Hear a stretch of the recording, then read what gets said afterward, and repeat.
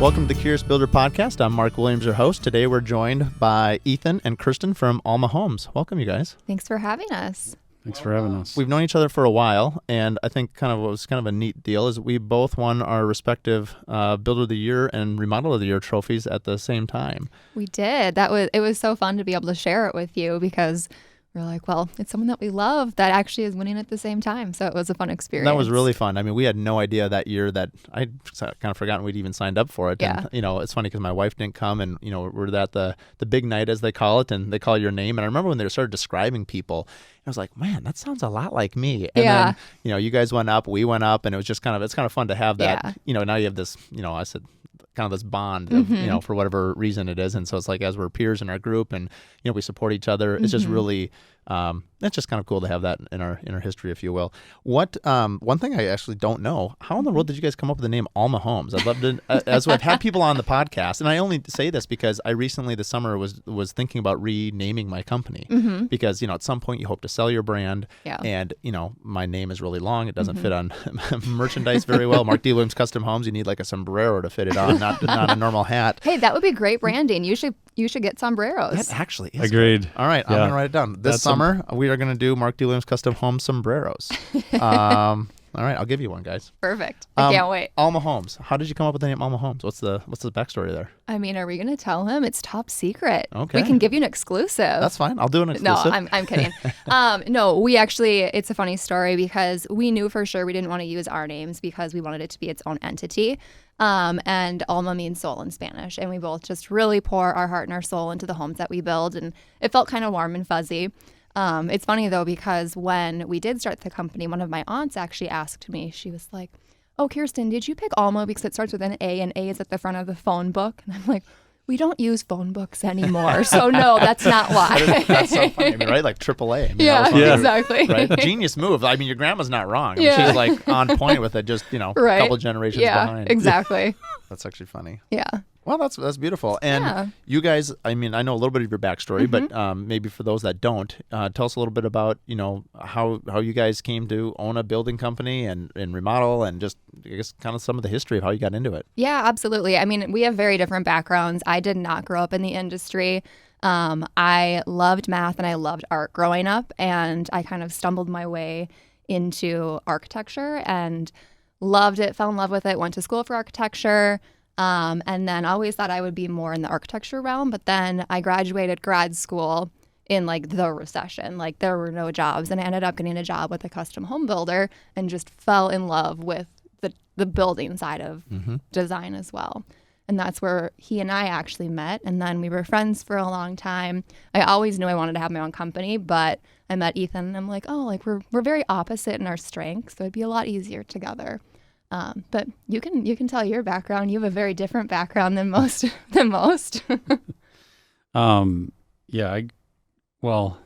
I sort of grew up in the trade. So my dad was excavator, did concrete, stuff like that. So I kind of had a little bit exposure as a kid, a young kid. And then I started framing when I was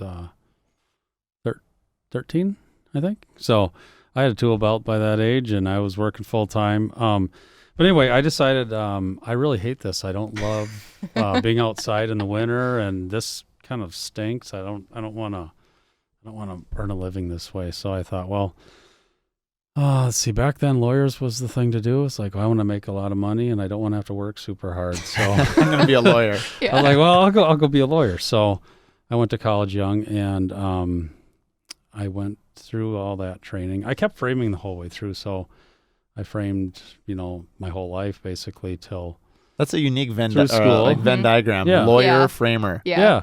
Well, it was interesting because when I got out of law school, people would say, like, well, what else do you do? And I'm like, well, I'm a framer, and be like, well, like what, picture frames? I'm like, no, like building houses. Right. So a lot of lawyers were, at least in my schooling, were very disconnected from that. But what discipline of law did you practice? Or I did some personal injury. I did a lot of business litigation stuff, especially during the recession, the last big recession. But it wasn't my thing. I just I don't regret doing it. It's been a great thing to have from a business standpoint.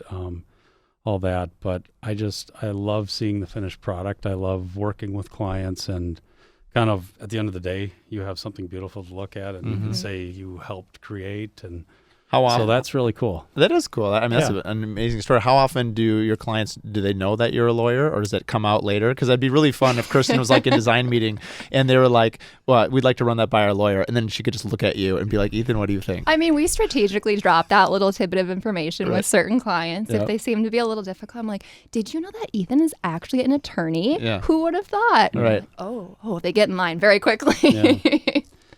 Thankfully, we have some great clients, so we haven't had to drop that for a long time. It definitely comes in handy, though. Yeah. I mean, there's situations where it's really good to have that. Yeah. And, So. Oh, that's interesting. I mean, the last couple of years, I've just, redoing our contracts and some other stuff. It's just, I mean, it is expensive. So, I mean, it's nice. I mean, it's a little bit, I think it's somewhat analogous to, when people do social media in-house. They think, well, okay, if you're gonna outsource this, it costs whatever per month and hours.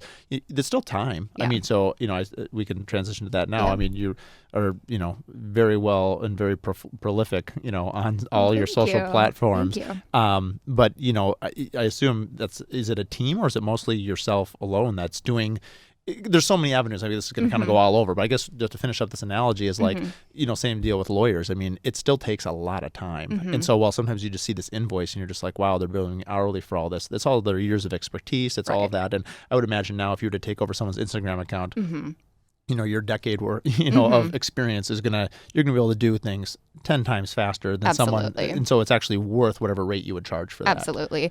I mean, that gets back to, with interior designers that charge hourly versus doing fixed price too. It's, you're paying for my years of experience, not how many minutes it takes me to complete a task, because that task, there's a lot of education that went into completing that task. Yeah. So I think that's important to sometimes remind people. I think sometimes too, people when they always want to negotiate the last thing on a soaring construction statement, right? I mean, do you guys do mostly cost plus or fixed bid in your? We're fixed bid. You're fixed bid, and we do on your new homes as well. Yep. Okay, and we've switched mostly to cost plus over the last couple of years, just with the volatility of the market. And people inevitably want to look. I guess that's one of the advantages you have in a fixed bid is like, hey, we're buying the house. It's this, no matter, as long as they don't change the scope, that's what you're going to deliver to them. Where for us, they tend to, if they can't control cabinets or can't control something else, then they'll look at the bottom line. They're like, well, I don't like this fee. I know. And so it ends up being, they're talking about this beautiful home, and a lot of the time and energy is spent discussing our fee. And so trying to, it's not that it's not important. I'm certainly happy to talk about it, but it's really just trying to, help them understand the value of it. And what's interesting, I've recently just been more involved with other builders from around the country. It's amazing how actually the percentages in the Midwest are far lower than they are in other sides. Like out in California, their GC percentages are like close to 20% for new construction. Like that's crazy high compared to the Midwest. And their cost of goods would be so much higher as well. I mean, let's call it a $2 million house here is probably a $5 to $6 million house out there. Yeah. And their labor is, very difficult to get because they have to drive such long distances. Absolutely. Well, I wanted, in particular with you guys, bring you on because you have this incredible social platform in so many avenues. I'm sure you get this question a lot, but walk me through a little bit of the growth. And for those listening, I mean, I just looked last night. I mean, your Instagram is close to 200,000. YouTube, you have 61. Yeah, we're thriving on YouTube. You guys. YouTube is really your big, and it's not 61,000 people. That's it's 61. That's only their family. So go ahead and follow them on YouTube. You could double their rate. Smash that subscribe button. And well, this actually goes to my question. So Facebook is a 914, which is interesting, right? Because I have the same deal, not to these numbers, but like, Facebook is almost non-existent to our clientele at this point. And but they're still owned by Meta, and so it's like, how does that work? And then LinkedIn, you're at 619, and then Pinterest, you're at 42,000. You get 4 million visits a month. And one thing, if you're willing to share it, I was curious because I suspect as I've got to network with other builders, remodelers, bloggers, I mean, you kind of have everything on your website, and we'll talk a little bit about that because your website is extremely well done. It's very clear, but it's robust. I mean, it's like, it has a lot on it. There's a lot of goods in there. How many? Do you know how many monthly visitors you would get to your website? I should know that off the top of my head, but I don't know that off the top of my head. I would have to go back and check. I was just curious because is your main goal, walk me through what is your social strategy? Let's talk about let's chunk this into a couple different things because this is a big topic. So one is, tell me about how do you get to 200? I mean, that's a massive number. And then two, what is the overall goal? Is the overall goal to get all these different social platforms to all come to your website, and then from your website, like the spokes of a wheel, then go to these different business ventures. Can you elaborate a little bit on that? Yeah, absolutely. I mean, ultimately, when it comes down to it, there's only a few things that you actually own as a business owner. When you're talking about the social sphere, you own your website and you own your email list. So the intention behind what we do is to drive everybody to our website and to drive everybody to our email list, because all of a sudden, I mean, TikTok could go away tomorrow. There's already rumblings of all kinds of things. There's always rumblings about TikTok. But ultimately, we don't own our Instagram followers. We have no way to contact them if Instagram shuts down for a day. If it gets hacked. If it gets hacked. I mean, we had some local people here that I know that got hacked, an architect got hacked, and they're like, no, it's awful. It is bad. It's awful. So our intention is just to drive as much possible to our website, to retain as many people as possible, and to really keep them engaged from that standpoint. So, I mean, as you can see with our numbers, we heavily focus on Instagram and Pinterest, and we also focus on TikTok as well. Pinterest is a huge one for us just because it does drive traffic to our website. So that's why we do focus on it so much. Yeah, I mean, 4 million a month. It's pretty crazy. That's insanity. It's pretty crazy. And I had heard, because for a long time I was not a big pinner, and we're just now, I mean, literally day one, we're trying to, you know, I'm just like, I have all these content, I might as well create the board. So I'm having someone, I'm not doing it personally. I'm like, I don't have the time. So I'm just going to freelance. Here's my albums. Just go ahead and start. Let's do 30 a month and let's just see where this goes. Because I've heard that Pinterest essentially is just a giant search engine. It is. It's a search engine now. People go there, they use it just like Google. But the great thing for our industry is that usually what they're searching for is very relevant to us. So if we can get our portfolio in their search engine, that's amazing. That's very, very great for everyone in the industry. So Right. And one thing I want to dive into a little bit. So we have, I think sometimes, and I'm just getting into this, so if people listening already know all this, and certainly you guys, but you always hear this word like, I'm going to monetize this. I'm going to get, I want to talk a little bit later about, vendor collaborations, and how do you actually make, you hear about these stories where someone, essentially they don't even build the homes, or they just make money on having followers. Like, walk on a high level, like, how does this benefit, let's say, a vendor brand or you? Like, how can this be an additional, I assume this is additional revenue stream for you guys, right? Because you guys remodel and build new homes, for those that don't know. And just to make it clear, roughly how many new homes and remodels would you do in an average year, roughly? We probably do, I would say, between 10 to 15 projects per year. Okay. And it ebbs varies. and flows. Yeah. And we're the same way. Okay. So let's go back to the root question of, these different revenue streams a little bit. Walk us through a little bit about at what point can you monetize? You have a big number, and I'd like to know how you kind of got there, what your methodology is, but I'll let you guys kind of answer it. There's a couple questions there. Yeah, absolutely. I mean, you asked a bunch of great questions. So for us, the intention is that we are both in the same, not just industry, but we're both in the same company. So if the market softens, we want to make sure we can diversify our income streams as much as possible, just so if things do soften, we're protected. So that's always been the intention in trying to drive these additional, more not passive, but additional revenue streams. That being said, was that a clear goal from the beginning? Yeah, for sure. And what year did you start? We started in 2017. Okay. But what I will say, and full disclosure, we do, we have a very large account. We've had a lot of success in the last couple of years. But that being said, it's not like a get rich quick industry. We make probably, I would say, 95% of our income through building and through remodeling. I'm glad you I'm glad you shared that, because I have no perspective, and I'm in the industry, and I have zero concept of what this is or what it isn't.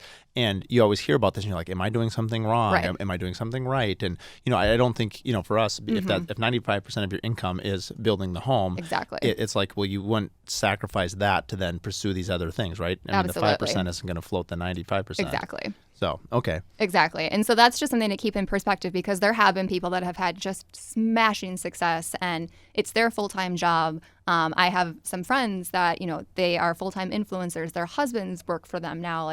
They've just built these massive followings and massive companies, which is amazing. But I don't think that's the norm in this sphere, I would say.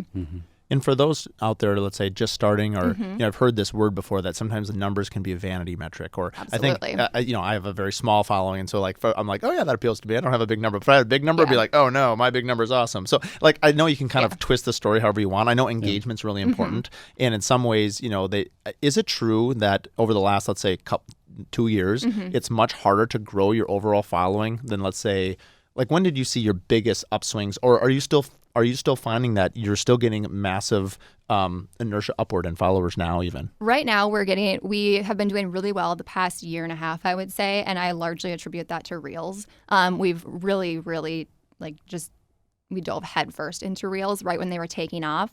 I kind of knew, and I try to stay up on like the technology trends and what's going on, and we knew that Instagram was heavily pushing Reels, and they wanted to compete with TikTok and basically get rid of TikTok. And so we just put all of our energy into Reels because it was getting pushed so heavily. I'm very analytical, and so we look at everything each week. Is that through Google Analytics, or what are you looking at? There's insights within Instagram. Yep. We also have, Ethan calls me the spreadsheet queen. I have a spreadsheet for everything. But so we have spreadsheets. What was our growth last week? What was the top performer? And we constantly look at what's working, what's not working, and then make decisions on what kind of content we share based off of that. Oh, that's amazing. What and from like the last year, like give me some perspective. Like if you're at 200 now and you're a little less than that. We hit 100,000 in June, just for perspective of this year. You year. added 100,000 in 6 months? And I think we've grown almost, I think we were probably at 15,000 in June of 2021, I think. No way. So it's been really crazy. It's been really crazy growth. Was there ever like just some big moments that you're like, boom, you got like 10,000 or 20,000? Yeah, we've had a few reels go viral, and that's brought in a ton of followers. Like we've had some go super viral, which makes a huge difference. Wow. And we've kind of tried to like figure out like, okay, this does well, like let's do more of this. Or if our engagement gets low, you'll see our hidden pantry video come to life, because that one always does well. Oh, so. Funny. That is. We're like, we need a little boost. Let's throw in the pantry. Yeah, that's a great question. How often do you as someone who manages our account and we're posting stuff and how often do you post stuff that's always original? How often do you repost something? How often do you post a new video or an older video, but with either new content or new music? Or walk me through that, because sometimes there's I think it's wrong. Like you just said, you're posting the same photo or video, but then are you literally reposting the exact same thing, or are you changing the music and the trending? And walk me through that. Yeah, and I will say we don't usually repost things a lot. I think probably to our own fault. I think we could reuse content a lot more. I think we just internally have this. I mean, we're always doing new projects. We want to share new content, things. Yeah. But I do think that you absolutely can repurpose content, whether you change the title, whether you just repost the same video. I wouldn't be reposting the same video once a week. I mean, we probably have reposted the same video that we posted last year, maybe. Right. Yep. But that gives me some perspective, right? Yeah. Because as you're like looking back and saying, oh, I wonder, or like something did really well or really fun. Yeah. And sometimes after a year goes by, you're like, oh, it'd be fun to do like, hey, 1 year ago we did this dumb thing. Yep. Exactly. Yeah. Okay. Interesting.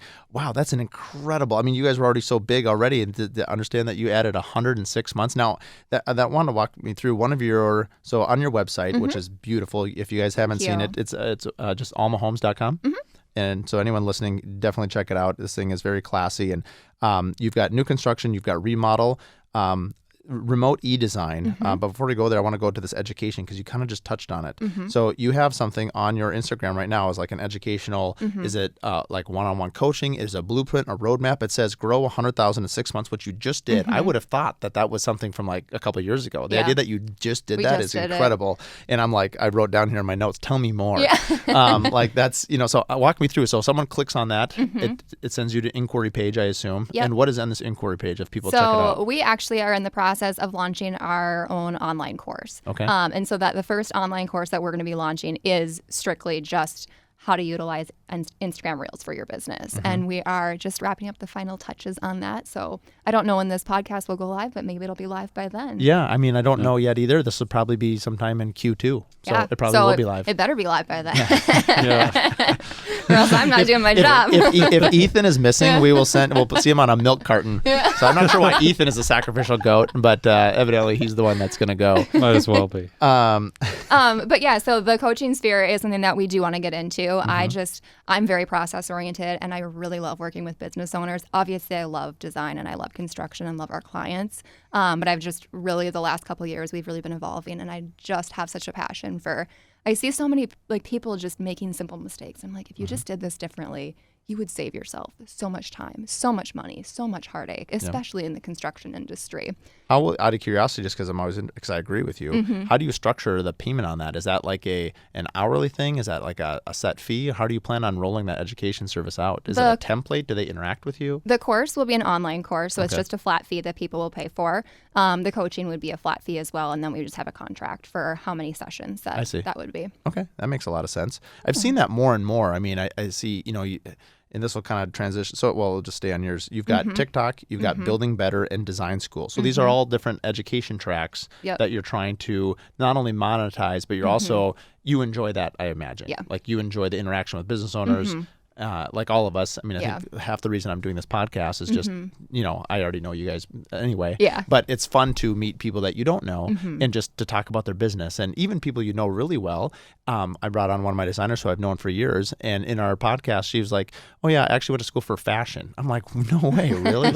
And so it's interesting, other than like when you were dating or if you're, right, exactly. when you have like 1 hour when do you talk with about that? with like no drinks, like no food, like we're in like a 3-foot radius, staring at each other. It was important to me that when we did the podcast, they'd all be in person.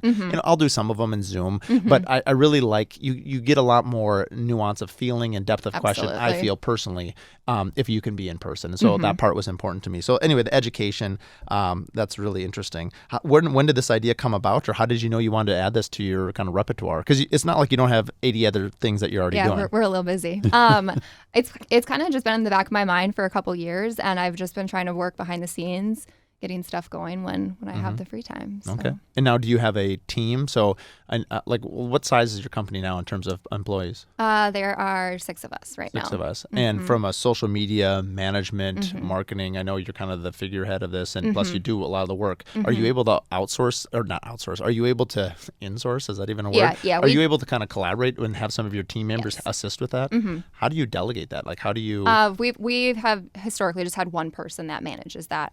One thing I have found in running a business is that if you have too many people involved in social media, Instagram is a very fun thing and very easily distractible thing. So we kind of just have one person that makes that their role. And so it's basically you and that one person. Yep. I see.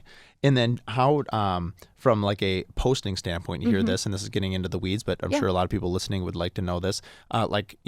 We just recently signed up for Tailwinds, which I believe is a scheduler. Yep. I know on Instagram, we don't do that. We do everything organically, but like LinkedIn and now with the podcast and a few other things, it's just too much to manage. Yeah. Do you guys use a content manager to publish everything? Yeah, and sorry, one last question. I don't know if they're true or not. I'm sure you've been to conferences and things like that, but is it true that like by pushing it out of a scheduling platform that you get less traction than if you actually post it straight off your phone? Is that true, or is that just a wives' tale? I think it depends on the platform. I've heard that's true with Instagram. We have used Tailwind in the past, but now you can't do Reels through Tailwind, or you can't. Or actually, I shouldn't say that. When we tried to do Reels, this was months ago, you couldn't do it. Maybe they've implemented it since. So we don't use Tailwind as much anymore, just from that standpoint. So a lot of Instagram we are pushing through with our phone. We did use Tailwind heavily a couple years ago, though. And I think Tailwind was probably the best auto publisher that we used that we didn't see the drop in engagement in comparison to. But I think what Instagram ultimately is looking for is they just want to make sure you're a real person. They want to see that you're engaging. They want to see that it's not just a bot. Do you know what I mean? And brings us back to Instagram, which is, by far your heavyweight contender in terms of, the metrics of people.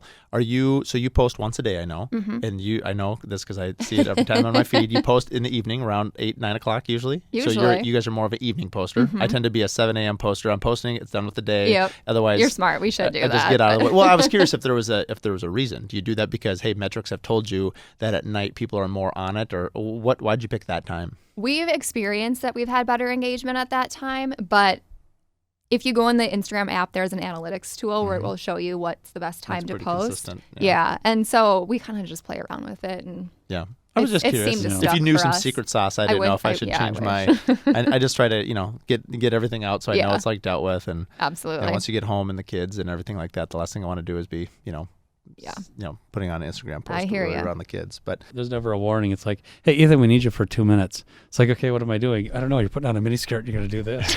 Oh, great. he's an ad-lib cool. dancer. I'm ready. Yeah. Well, I mean, you're very well known for your one earpiece, Yeah. your Apple iPods. How many iPod or earpieces have you gone through? How many do you go through in a so year, I should many. say?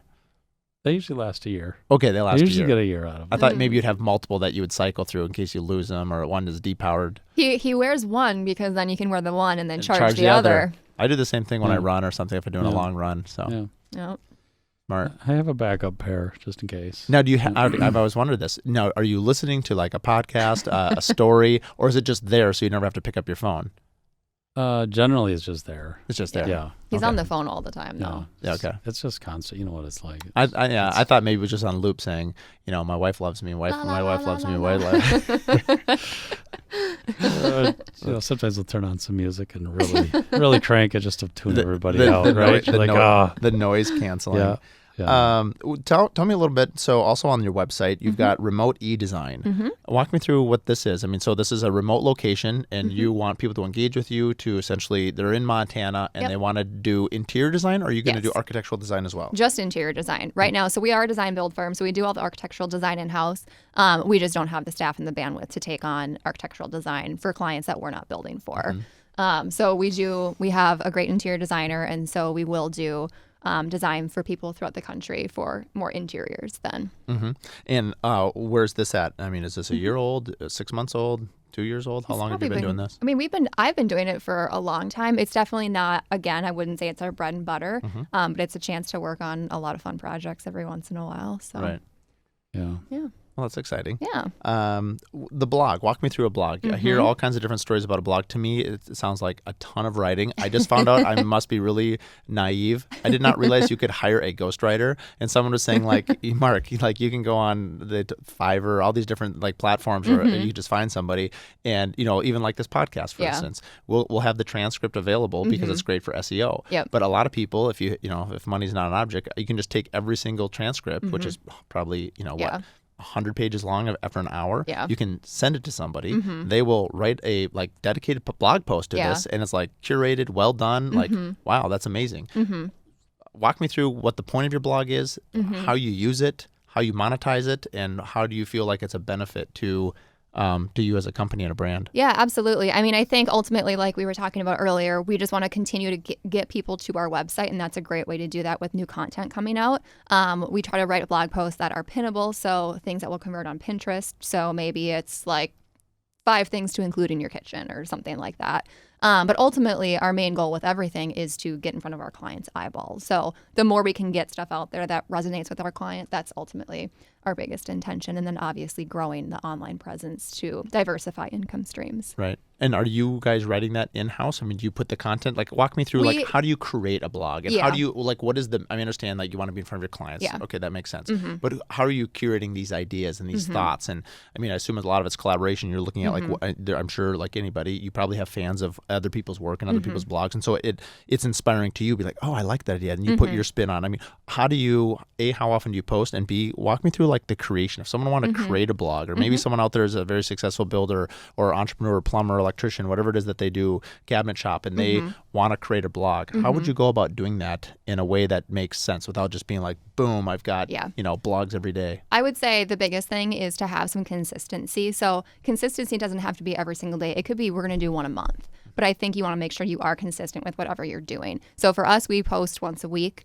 We do it all internally. We have just a massive list where we write down ideas. But ultimately, in order for a blog to be worth it, it has to speak to your target audience. So when we create things, it's either going to be, okay, can we put like things that are linkable, whether that's an affiliate links or things that will resonate with our, social media audience or our clients, or else we're going to write more educational blogs that then our clients will see and say, oh, like they seem to know what they're talking about. Let's work with them because they're not dumb. Yeah. And I know the blog, just because you're creating so much content, SEO, search engine optimization, for those that don't know what that is, you're living on the website. You become more searchable, which increases more traffic. I mean, this is kind of like a reinforcing thing that just continues to.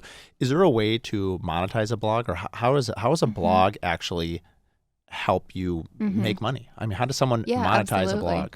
I mean, there's some very successful bloggers out there, but there's different ways that you can monetize a blog. You can monetize through brand collaborations, maybe doing sponsored posts where you're highlighting their product. You can do through affiliate marketing is probably the biggest one, where you have products in there that you link and then you make a small commission on when people purchase the product. And then also some people do have advertising on their blog or Google AdSense. I don't think we don't have anything like that on ours. Just strictly, we want it to be more clean. And I've seen you do the affiliate links. Yeah. And like, you've got your Amazon webpage and like the shop. I mean, I was going to talk a little bit about the shop, but they seem to kind of go hand in hand a little bit. It's like the blog talks about things on the shop and the shop. And so it seems very harmonious, just that everything is kind of blending together. Yeah. And that's just it with the blog. Like, you just want to stack your content. So if we're talking about something on Instagram, can we elaborate and make that a blog post? Otherwise, it's a spider web of millions of Which makes things. sense. So you kind of have a map. Yeah. How far out are you planning, out of curiosity? We look at everything by quarter, and then we try to make sure we have everything planned for at least 2 weeks in advance. Wow, that's impressive.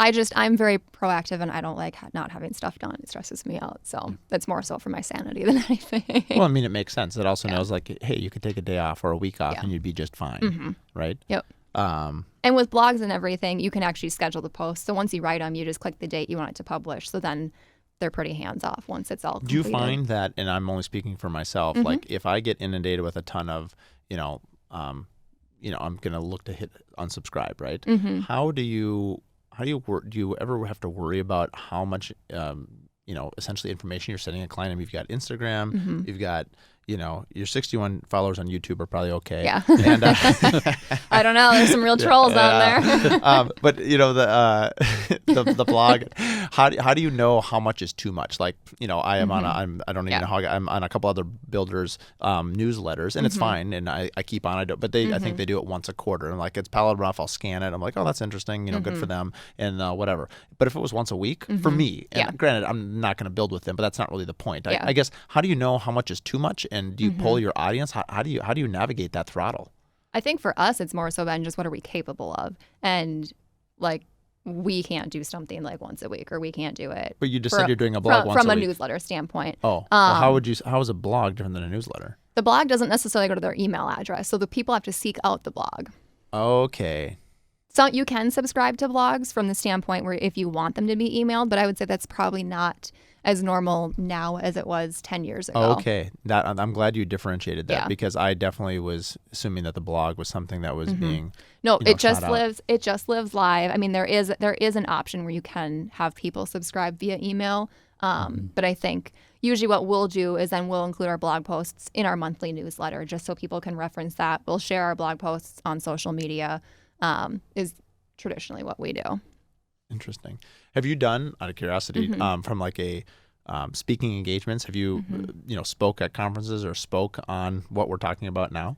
I haven't. Maybe that's in our future. We'll see. All right. Well, check them out at almahomes.com if you want to have Kirsten and Ethan come on your podcast or be your speakers. So I'll, as your manager, I'll just take a small. Perfect. This will be my commission. You guys have already given me a roadmap of things I didn't know about before. I didn't even know there's a difference between a newsletter and a blog. So thank you for clearing that up for me. Definitely the dark ages. I'm still using a phone book like your grandma. No phone books. With a W too. I know, right? I know. William, it's Mark technically, right? But Williams, we've always been used to being at the end of the class, so we're good at just goofing off till the teacher gets to us. So, what is one of the questions that I had? Oh, you answered this question already. One of my questions that I wrote down was, your percent of revenue, but you already answered 95%, 5. I think that is. It's interesting. I would like to ask. I'm going to ask that question more often when people come on that have a large social presence to ask them what kind of their breakdown is. Well, and what's been super interesting, because like I said, I am very analytical, is we've been really watching how much we're making and what's converting. And what I've found is that I think because a lot of what we've been sharing is relevant to what our clients are looking for. So it's more home design products, furniture, light fixtures. Those aren't instant impulse buys. Whereas like people that are fashion bloggers, a $20 sweater, people are like, click, done, click, done. Whereas if you're looking at a light fixture, you're going to hum and haw a little bit. And then they may buy that, but they may not use your affiliate link. I've seen, so along that line, I've seen people before, like, hey, like, let's say you're an interior designer. We're actually exploring this. I don't know where it's going to go. Probably whatever you tell me to do after this is. So let's say you design a home. So we built this beautiful home. People love it. It's great. You know, we know that we're never going to build that exact same house. Right. Like, it's just not going to happen. The client, the person. But, you know, you get all these requests for, you know, paint colors in particular. Paint colors constantly. Paint colors, you know, tile, all this other stuff. And I've seen it done before, and I'm wondering how to monetize that and what the right amount is. So what if you got an entire design list? You know, let's just call it the 100 things that you did on that. You spec them out. I mean, I guess you could go digital, go affiliate links. That'd be like a double whammy. Yeah. But essentially, put it on your website and be like, if you like these specs, you can purchase them for $50, $100. Not so low that it's free, but not so high that everyone thinks that you're just, you know, that it's, you know, terrible. Yeah. Do people do that? And is there any value to doing that? Because sometimes it gets exhausting answering all these emails of like, what paint color is this? And, you know, it's white Dove on everything, people. Just white Dove. Yeah, exactly. Literally, We've experimented with like 1,000 different whites. White Dove is the best. Anyway, how do you guys do that? We've tried, and we would say it's been fine. It does monetize a little bit, but it also pisses a lot of people off sometimes. So maybe people not. get a little feisty. People get feisty that they have to pay for it, or the Yes. clients get feisty that No, then they. we've been very cognizant of our clients, and what we've done is we've said we're going to pick like 6 or 7 sources from this house that we know we're going to get asked questions for, so people can't just go for $20 and copy our client's home. We want to be very respectful of them because ultimately they're our priority. But we'll do things like we'll sell this paint color for $5.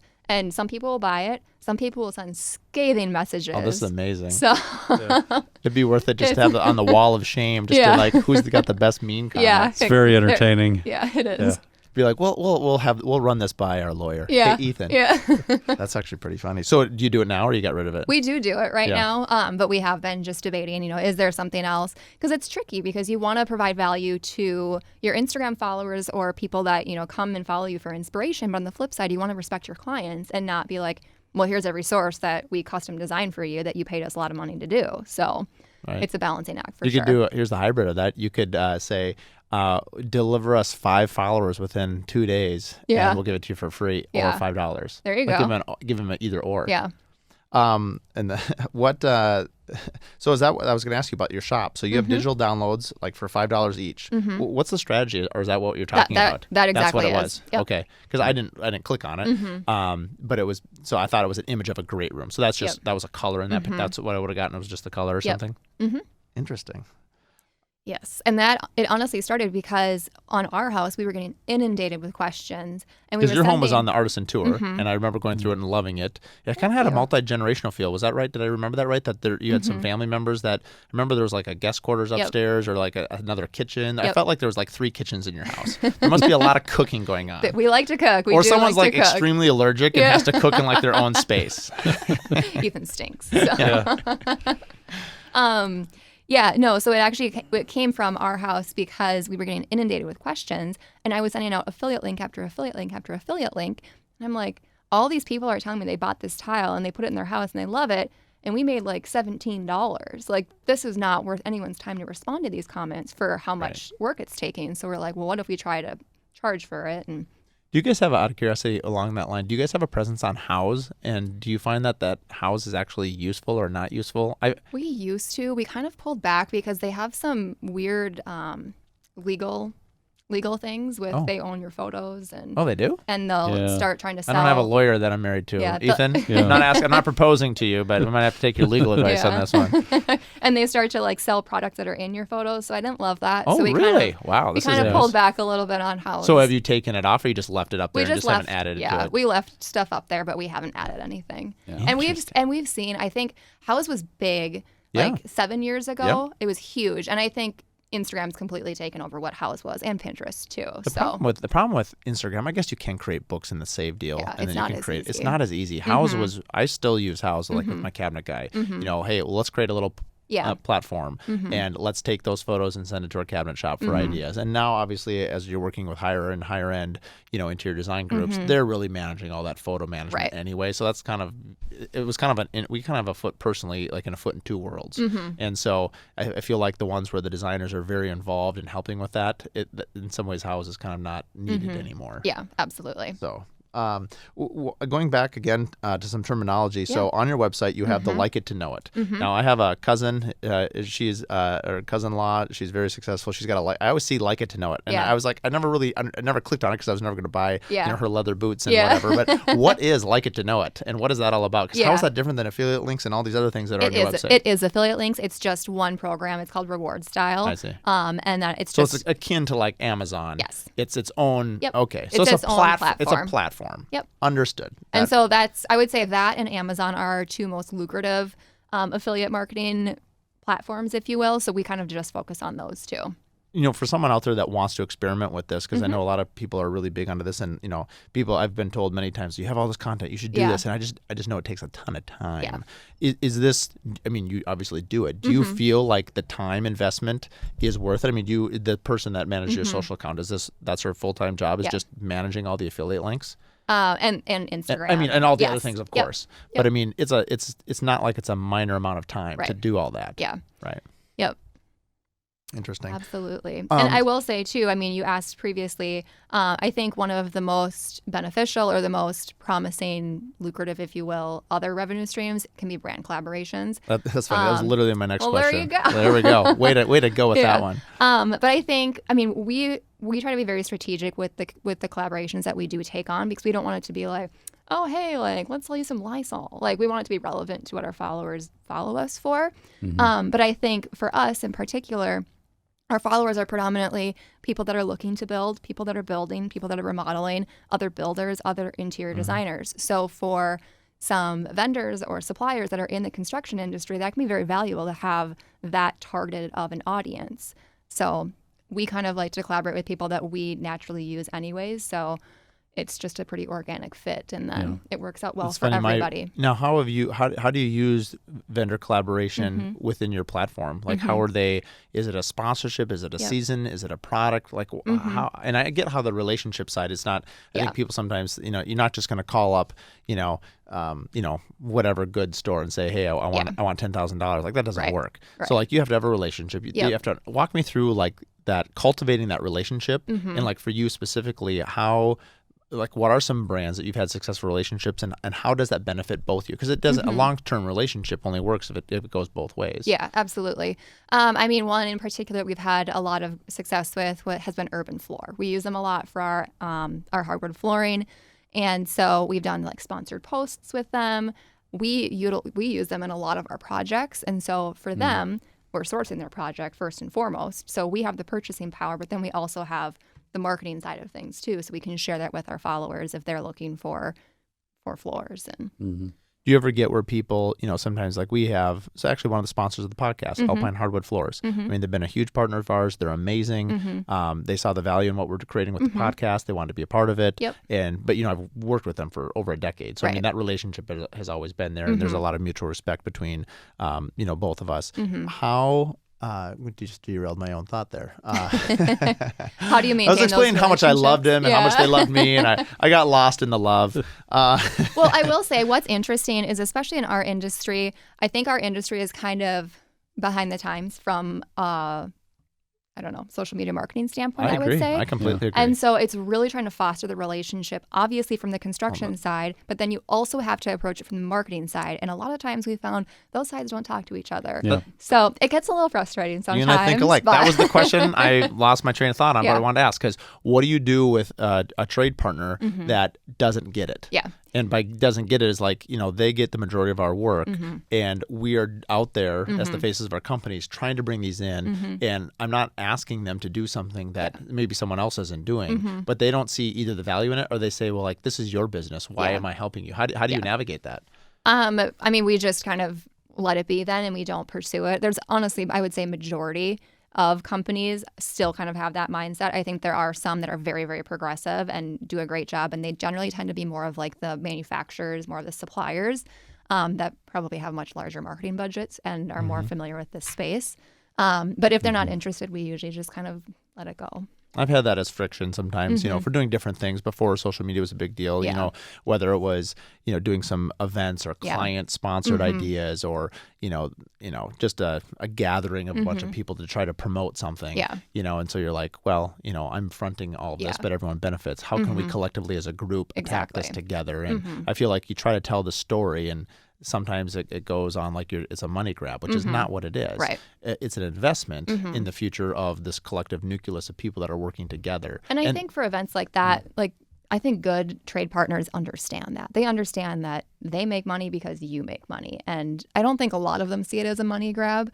But ultimately too, like it will sway our purchasing decisions if there's, you know, one brand that wants to collaborate on social media and another brand that has no interest. Well, okay, we might do that because that has dual benefit. Like they're both great products. So if there's additional benefit. That's funny you said that. I have a situation where I just have a long-term relationship and they just don't want to be a part of it. And I'm super loyal to them. They do great work, but it's, you know, as much as I try not to let it affect my decision, it does. It does. Because I feel like, you know, it just feels like that relationship it's not completely whole anymore. And then you have someone else that comes in that has no relationship and is like, I would love to partner with you. And you're like, oh my word, I have no history with this person. They do a great product and they're willing to do all of this without me even asking. In fact, they're reaching out to me and saying, hey, if you ever want to collaborate on something, let's do it. And you're like, that's so open-minded and so collaborative. Like, let's do this. And so, anyway, trying to understand like how to balance that because I'm very loyal to my people and I feel like that's paid huge dividends for myself. Absolutely. Because I mean we all know we can't. I mean I can't build the home. I'm not quite as talented as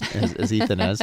Lawyer, framer. I mean if you want if you're going to hire out your framing services, you'd buy the book for sure. Tell us a little bit in our closing minutes here. So obviously you're a husband and wife team, and I love to ask this on people that I've had on the shows. Like, how do you navigate? You know, you guys have a family. You know, how do you navigate business in and out of your personal time?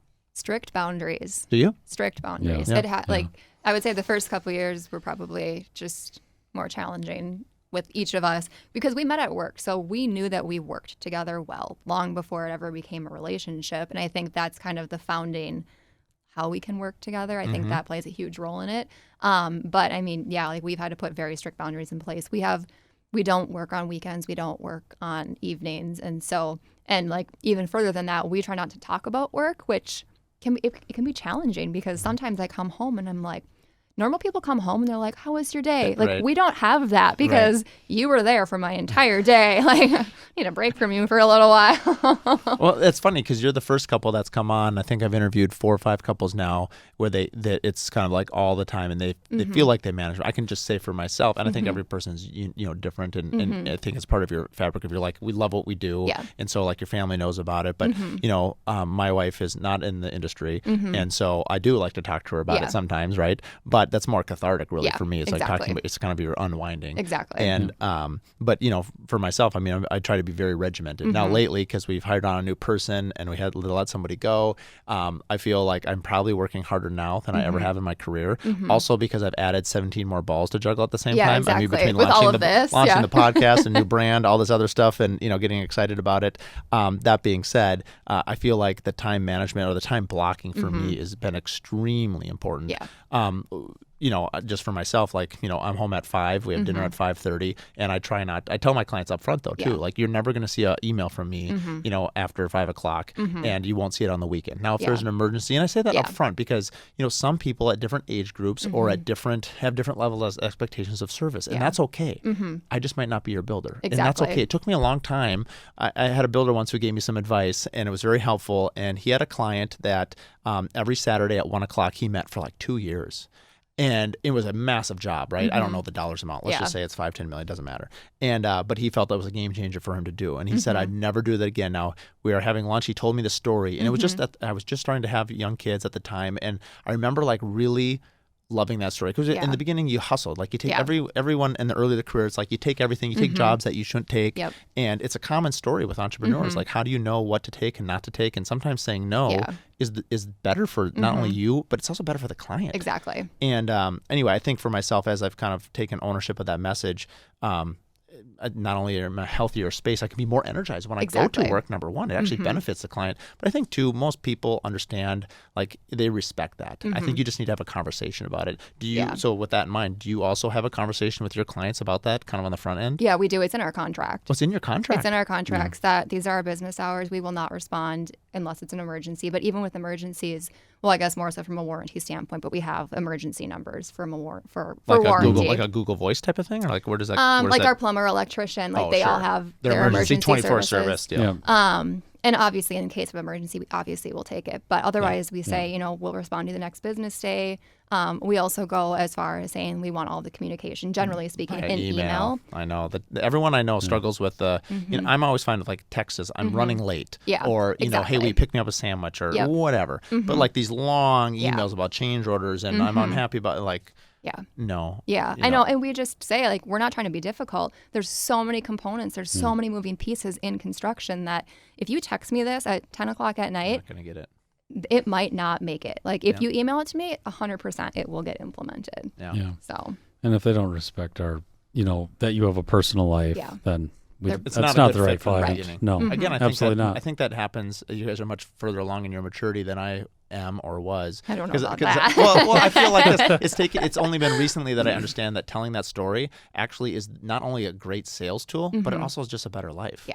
And I feel like, I don't know how else to say it other than time block. There's only so much time in a day. And we all struggle with it. I'm certainly not perfect. There's definitely, like I said, right now, I'm definitely struggling with it because I've got too many balls in the air. And so hopefully you can try to find an equilibrium where it works. Well, we're out of time. It was a joy to have you guys on. Thanks for having us. Where can our listeners find you? You can find us at almahomes.com or on Instagram or TikTok at almahomes. Very good. Well, thanks again. Yeah. And have a wonderful holiday. I guess we'll cut that out because it's in the spring. So thanks for coming on. Have a wonderful Easter. Have a great Flag Day. Yeah. Your Flag Day, may it be tremendous.